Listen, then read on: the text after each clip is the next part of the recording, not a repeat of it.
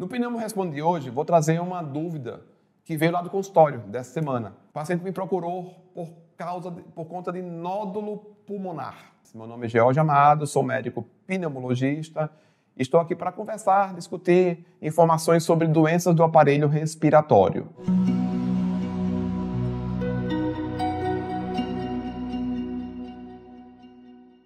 Nódulo pulmonar é um assunto extremamente comum no dia a dia do consultório de um pneumologista. É uma situação extremamente frequente e geralmente se acha acidentalmente. Vai no pronto-socorro com uma tosse, faz um raio-x, acha um nódulo pulmonar. Você vai ser admitido no novo trabalho, na revisão de saúde, o raio-x mostrou um nódulo pulmonar.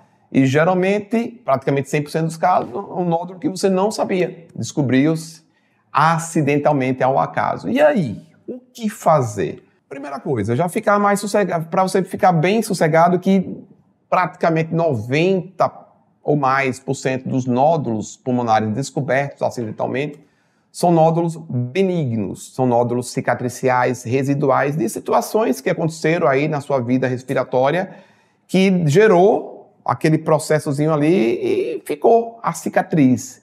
E aí ele fica aquele granulomazinho, aquela calcificaçãozinha, aquele nódulo.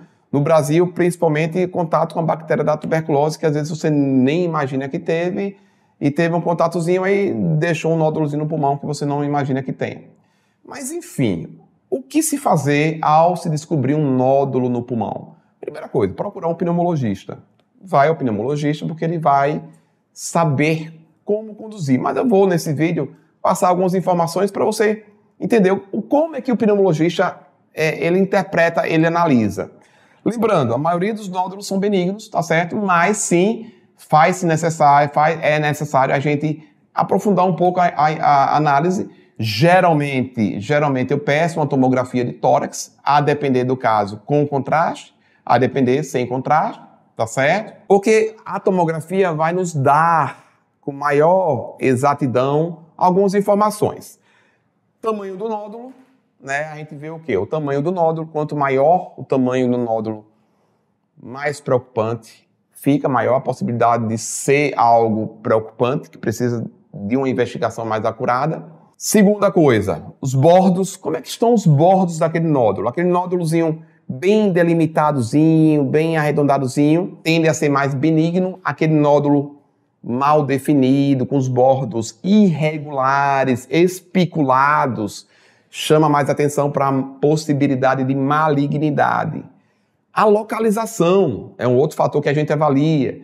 Onde é que está localizado esse nódulo? Lobo superior, lobo inferior? Geralmente, as lesões malignas estão mais em lobos superiores. Não é uma regra, mas a localização do nódulo no pulmão também entra nesse nosso critério pneumológico de avaliação do nódulo. Como é que está o crescimento desse nódulo? Porque uma das coisas que a gente faz é monitorizar o nódulo.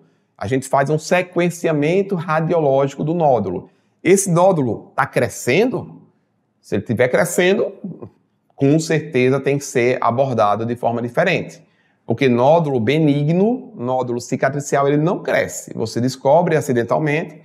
Nas tomografias subsequentes, ele mantém o mesmo padrão. Se o nódulo está mudando de tamanho, é porque ele está evoluindo e precisa ser retirado, precisa ser abordado. Outra característica que a gente avalia demais, a presença de tabagismo. Óbvio, isso aí até o leigo sabe, que os pacientes tabagistas ou ex-tabagistas, ele tem uma propensão maior a desenvolver câncer de pulmão. Tá bom? Mas calma, não é que você é fumante e aparecer um nódulo que vai ser câncer. Não é bem assim.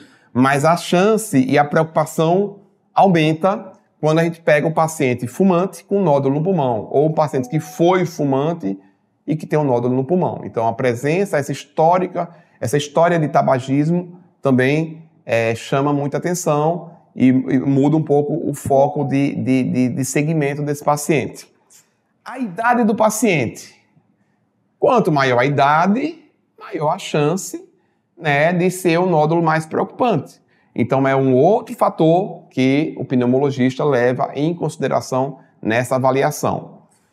Histórico familiar de câncer é um outro fator. Então, se você pega um paciente com nódulo pulmonar, vou dar um exemplo, o paciente fuma, tem histórico de câncer na família e me aparece com nódulo no pulmão, realmente a preocupação aumenta.